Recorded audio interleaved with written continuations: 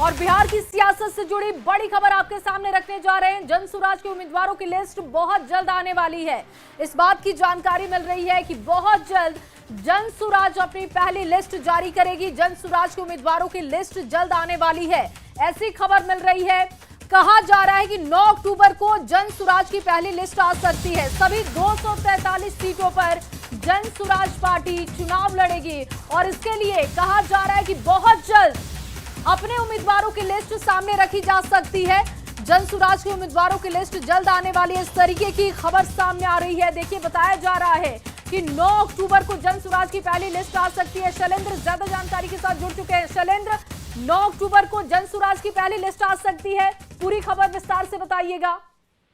हाँ बिल्कुल, देखिए प्रशांत किशोर ने पहले ही कहा था कि वो उम्मीदवारों की सूची सबसे पहले जारी कर देंगे और चुनाव की घोषणा होते ही देखिए अभी उन्होंने कहा था कि हम उम्मीदवारों की सूची जारी करेंगे। चुनाव की घोषणा अभी नहीं हुई है, लेकिन प्रशांत किशोर ने तय कर लिया है कि जो उम्मीदवारों की जो पहली सूची होगी वो जारी कर देंगे।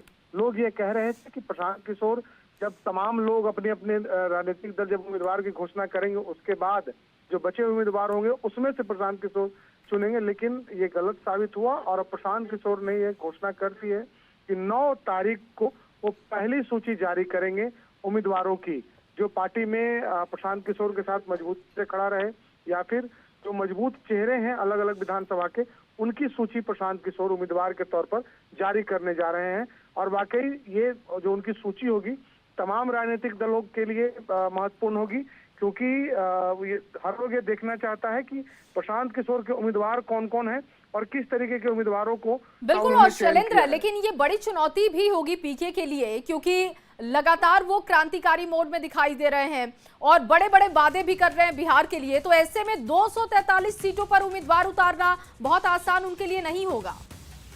बिल्कुल जाहिर सी बात है कि प्रशांत किशोर की पार्टी अभी नई पार्टी है और प्रशांत किशोर बिहार घूम रहे हैं। ऐसे में 243 उम्मीदवार खोजना और जिताऊ उम्मीदवार खोजना बहुत बड़ी चुनौती होती है। जो पुरानी पार्टियां होती हैं कई बार उनके पास भी ढंग के उम्मीदवार नहीं होते हैं, लेकिन प्रशांत किशोर ने पहले ही ये तय कर दिया कि वो पहली सूची जारी करेंगे उम्मीदवारों की। और आप समझ लीजिए कि चुनौती सिर्फ पीके के लिए नहीं बल्कि तमाम राजनीतिक दलों के लिए भी होगी और तमाम राजनीतिक दल निगाहें टिकाए बैठे हैं कि आखिर प्रशांत किशोर के उम्मीदवार कौन कौन होंगे, ताकि उसके अनुसार अलग अलग जो राजनीतिक पार्टियां हैं वो भी अपनी रणनीति बना सके। जी बिल्कुल शैलेंद्र, और सबसे बड़ी दिलचस्पी इस बात में भी है सभी की कि क्या पीके चुनाव लड़ेंगे, क्योंकि पहली बार वो पार्टी बनाकर चुनावी मैदान में है। तो ऐसे में ये भी बहुत देखना दिलचस्प होगा कि क्या जो लिस्ट आएगी उसमें उनका नाम भी होगा। बिल्कुल, देखिए कई बार प्रशांत किशोर से इस बात को लेकर के सवाल भी पूछा गया अलग अलग मंच से, लेकिन प्रशांत किशोर ने साफ तौर पर जवाब कभी नहीं दिया।